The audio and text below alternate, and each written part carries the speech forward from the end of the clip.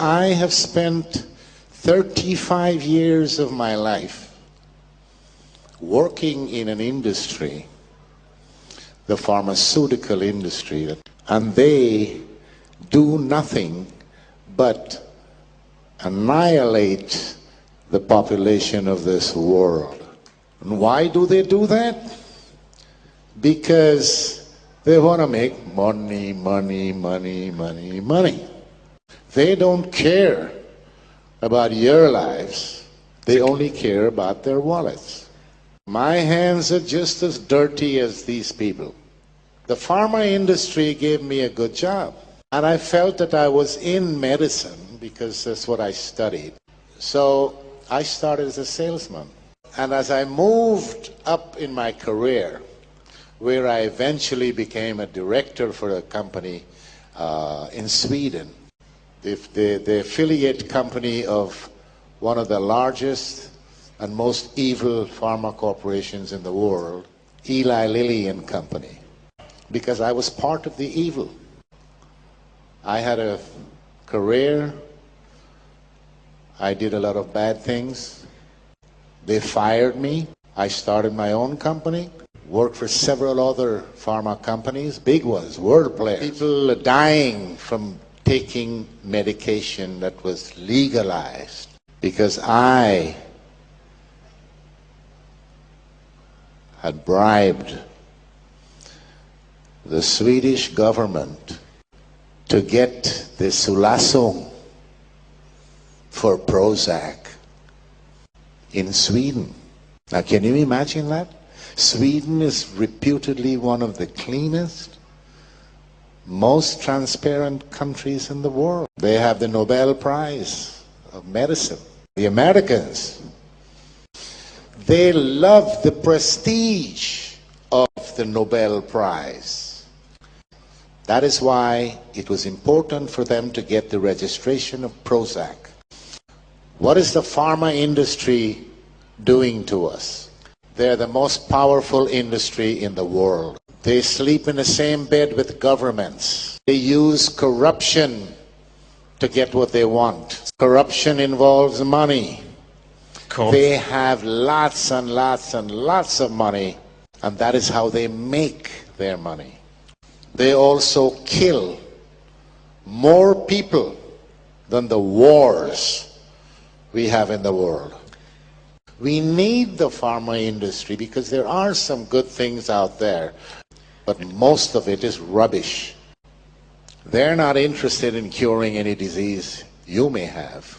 They're more interested in making you get diseases. They're interested in symptomatic treatment. They want patients who are diabetics, cardiology patients, Parkinson's disease, rheumatoid arthritis, arthrosis, because you live a long time and the drugs that you have to take, you take that for the rest of your life. Eli Lilly and Company was fined, Strafgeld, by the Justice Department in Pennsylvania, in America.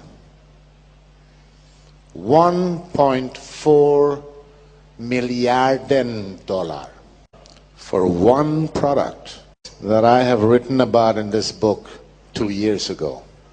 That product was used to treat, it was a neuroleptic, a psychodrug that was approved to be used on schizophrenics. So this company wasn't satisfied with that. They went and sold the drug to old people's home because they say it wouldn't cost so much to be there in this home because you give them this pill and the old people will sleep.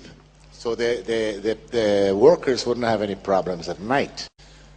But what they didn't figure on was that this drug had the side effects, which, by the way, before it came out, they had hidden under the table the clinical results of the side effects. A lot of people died of heart failure, kidney problems, and whatever. The patients that received this drug, it's called Zyprexa, also got diabetes. And who is the largest diabetes medication producer in the world?